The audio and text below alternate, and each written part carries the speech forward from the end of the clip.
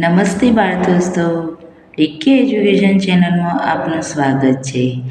આજે આપણે ધોરણ 7ની સ્વાધ્યાય પોથીમાં વિજ્ઞાન વિષયમાં પાઠ 1 વનસ્પતિમાં પોષણનું સોલ્યુશન જોઈશું.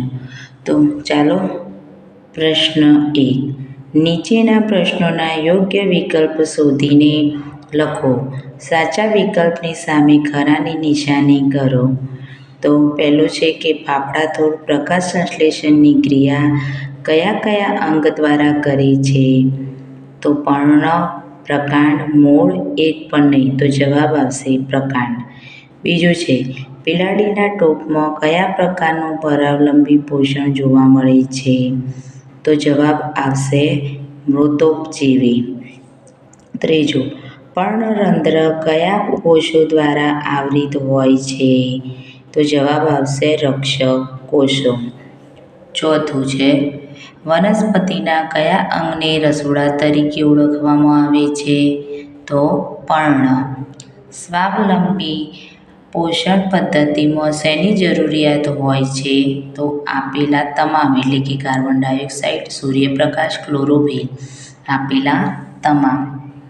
છઠ્ઠું છે કે કયા વાયુનું શોષણ વનસ્પતિ પાણી સાથે કરે છે? તો કાર્બન ડાયોક્સાઇડ. સાતમું, નીચેનામાંથી કયું વાક્યો સાચા છે? કે દરેક લીલી વનસ્પતિ તેમનો ખોરાક જાતે બનાવે છે.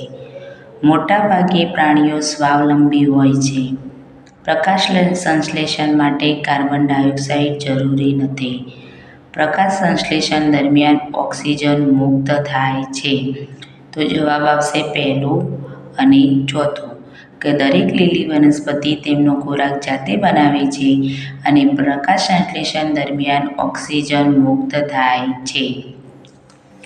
હવે આઠમું, પ્રકાશ સંશ્લેષણની ક્રિયા માટે જરૂરી કયો ઘટકો હવામાંથી મળે છે? તો કાર્બન ડાયોક્સાઇડ. હવે પ્રશ્ન 2, ખાલી જગ્યા પૂરો. નવમું છે કે ખાલી જગ્યા પ્રકારની પોષણ પદ્ધતિ યજમાન માટે નુકસાનકારક છે. કૌંસમાં આપેલું છે મૃતોપજીવી, સ્વાવલંબી કે પરોપજીવી? તો જવાબ આવશે પરોપજીવી.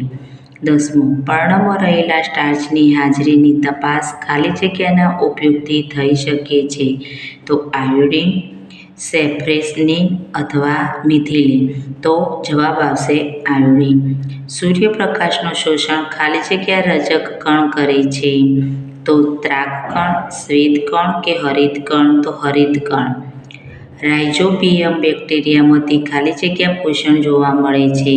તો પરોપજીવી, મૃતોપજીવી કે સહજીવી? તો સહજીવી. ખનિજ તત્વોનું ખાલી જગ્યા દ્વારા શોષણ થાય છે અને તેનું પરિવહન ખાલી જગ્યા સુધી થાય છે. તો મૂળ અને પર્ણ, પ્રકાંડ અને મૂળ, અને મૂળ અને પુષ્પ? તો મૂળ. જવાબ આવશે મૂળ અને પર્ણ. પ્રશ્ન 3, નીચેના પ્રશ્નોના એક વાક્યમાં જવાબ આપો. પર્ણમાં કયા ઘટકની હાજરીના કારણે પ્રકાશ સંશ્લેષણ થાય છે? તો પર્ણમાં હરિતકણ એટલે કે હરિતદ્રવ્યની હાજરીના કારણે પ્રકાશ સંશ્લેષણ થાય છે. કાગડા અને ભેંસ વચ્ચે કયા પ્રકારનું સહજીવન જોવા મળે છે? તો ભેંસના શરીર પર રહેલા જીવજંતુઓને કાગડો ખાય છે અને ભેંસના શરીરની જીવાતથી રાહત મળે છે. તેથી કયા બેક્ટેરિયા વાતાવરણમાંના નાઇટ્રોજનને દ્રાવ્ય સ્વરૂપમાં ફેરવે છે? તો રાઇઝોબિયમ બેક્ટેરિયા વાતાવરણમાંના નાઇટ્રોજનને દ્રાવ્ય સ્વરૂપમાં ફેરવે છે. 17મો પ્રશ્ન, વનસ્પતિના પર્ણ સિવાયના બીજા કયા અંગ પ્રકાશ સંશ્લેષણની ક્રિયા કરી શકે છે? તપાસ કરી નોંધ તૈયાર કરો. તો વનસ્પતિમાં પર્ણ સિવાય બીજા પ્રકાંડ અંગ પ્રકાશ સંશ્લેષણની ક્રિયા કરી શકે છે. પ્રકાંડ, ઉદાહરણ તરીકે ફાફડા થોડ. 18મો પ્રશ્ન છે કે વનસ્પતિ સિવાય કયા સજીવો સ્વાવલંબી પોષણ દર્શાવે છે? તો વનસ્પતિ સિવાય લીલ સજીવો સ્વાવલંબી પોષણ દર્શાવે છે. 19મો છે કે પ્રકાશ સંશ્લેષણની ક્રિયા માટે વનસ્પતિને શાની જરૂર પડે છે? તો પ્રકાશ સંશ્લેષણની ક્રિયા માટે વનસ્પતિને સૂર્યપ્રકાશ, હરિતદ્રવ્ય, કાર્બન ડાયોક્સાઇડ અને પાણીની જરૂર પડે છે.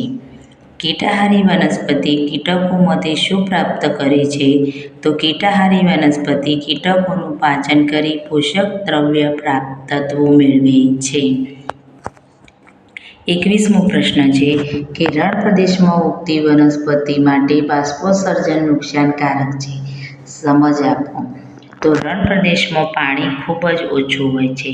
તેથી જો વનસ્પતિમાં બાષ્પોત્સર્જન વધુ હોય તો તે વનસ્પતિને પાણીની વધુ જરૂર પડે. પરંતુ રણ પ્રદેશમાં પાણી ખૂબ જ ઓછું હોય છે. તેથી બાષ્પોત્સર્જન નુકસાનકારક છે. 22મો પ્રશ્ન. જમીનને સમૃદ્ધ બનાવવા માટે સામાન્ય રીતે કયા પોષક તત્વો જરૂરી છે? તો જમીનને સમૃદ્ધ બનાવવા માટે nitrogen, potash, calcium, iron, sulphur વગેરે જેવા પોષક તત્વો જરૂરી છે. પ્રશ્ન 4. નીચેના પ્રશ્નોના ટૂંકમાં જવાબ આપો. તો 23મો છે નીચેનું કોષ્ટક પૂર્ણ કરો. તો કોષ્ટકમાં તમને ક્રમ, ફૂગનું નામ, ઉદ્ભવ સ્થાન, નુકસાન અને ફાયદો. ઉદ્ભવ સ્થાન એટલે ક્યાંથી ઉત્પન્ન થાય છે, એ આપણને નુકસાન કરે છે કે ફાયદો કરે છે તે લખવાનું છે. તો પહેલું છે મેં લખ્યું છે બિલાડીનો ટોપ. એનું ઉદ્ભવ સ્થાન છે જમીન પર. નુકસાન કંઈ નથી કરતું અને એનો ફાયદો એ ખોરાક તરીકે ઉપયોગમાં થાય છે. બીજું છે મશરૂમ. તે પણ જમીન ઉપર થાય છે. નુકસાન કંઈ કરતું નથી, ખોરાક તરીકે ઉપયોગી છે. ત્રીજું છે યીસ્ટ, જે વાસી ખોરાક ઉપર જોવા મળે છે. નુકસાન કંઈ કરતું નથી અને ખોરાક માટે ઉપયોગી છે. 24મો પ્રશ્ન. જમીનમાં નાઇટ્રોજનનું સ્થાપન કેવી રીતે થાય છે? તો કઠોર વર્ગની વનસ્પતિના મૂળમાં રાઇઝોબિયમ નામનું બેક્ટેરિયા વસવાટ કરે છે. તેઓ વાતાવરણમાંનું નાઇટ્રોજન મેળવીને તેને દ્રાવ્ય સ્વરૂપમાં ફેરવી જમીનમાં નાઇટ્રોજનનું સ્થાપન કરે છે. 25મો પ્રશ્ન. કોઈ પણ વનસ્પતિ પ્રકાશ સંશ્લેષણની ક્રિયા કરે છે તે તમે કેવી રીતે નક્કી કરશો? તો વનસ્પતિના પર્ણમાં આયોડિનના 2-3 ટીપાં નાખી તેનો રંગ તપાસી જુઓ. જો રંગ ભૂરો કાળો થાય છે તો તે પ્રકાશ સંશ્લેષણની ક્રિયા કરે છે. હવે 26મો છે કે માઇક્રોસ્કોપની મદદથી પર્ણમાં રહેલા પર્ણરંધ્રની ઓળખ કરો અને તેની નામ નિર્દેશવાળી આકૃતિ દોરો. તો અહીંયા મેં દોરેલી છે નામ નિર્દેશવાળી આકૃતિ. હરિતદ્રવ્ય, રક્ષક કોષો, વાયુરંધ્ર, પર્ણ છે. તો પર્ણરંધ્ર એટલે કે ખુલ્લું પર્ણરંધ્ર, રક્ષક કોષ અને પર્ણનો આડછેદ. 27મો પ્રશ્ન. અમરવેલ વનસ્પતિ હોવા છતાં શા માટે પોષણ માટે બીજી વનસ્પતિ ઉપર આધાર રાખે છે? તો અમરવેલ પર્ણ વગરની પીળા રંગની પ્રકાંડવાળી વનસ્પતિ છે. તેમાં હરિતદ્રવ્ય ન હોવાથી પ્રકાશ સંશ્લેષણની પ્રક્રિયા કરી શકતી નથી અને પોતે ખોરાક બનાવી શકતી નથી.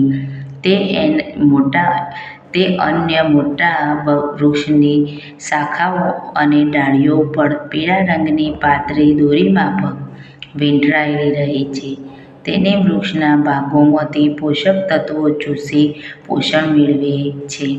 તેથી અમરવેલ વનસ્પતિ હોવા છતાં પોષણ માટે બીજી વનસ્પતિ પર આધાર રાખે છે. વનસ્પતિમાં પોષક તત્વોની આવશ્યકતા જણાવો. જો વનસ્પતિને પૂરતા પ્રમાણમાં પોષક તત્વો ન મળે તો વનસ્પતિની વૃદ્ધિ અને વિકાસ યોગ્ય રીતે થતો નથી અને યોગ્ય ઉત્પાદન મળતું નથી. સજીવો દ્વારા ખોરાક ગ્રહણ કરવાની અને શરીર દ્વારા તેને ઉપયોગમાં લેવાની પ્રક્રિયાને શું કહે છે? તો સજીવો દ્વારા ખોરાક ગ્રહણ કરવાની અને તેને ઉપયોગમાં લેવાની અને શરીર દ્વારા તેને ઉપયોગમાં લેવાની પ્રક્રિયાને પોષણ કહે છે. પોષણના મુખ્ય બે પ્રકાર છે: સ્વાવલંબી પોષણ અને પરાવલંબી પોષણ. 30. પ્રકાશ સંશ્લેષણની પ્રક્રિયાનું શબ્દ સમીકરણ લખો તો કાર્બન ડાયોક્સાઇડ વત્તા પાણી બરાબર સૂર્યપ્રકાશ કાર્બોદિત વત્તા ઓક્સિજન. સૂર્યપ્રકાશ એટલે હરિત દ્રવ્ય. રક્ષક કોષો દ્વારા આવરિત છિદ્રોને શું કહે છે? તો રક્ષક કોષો દ્વારા આવરિત છિદ્રોને પર્ણરંધ્ર કહે છે. 32મો પ્રશ્ન. પર્ણ કઈ ઊર્જાનું શોષણ કરે છે?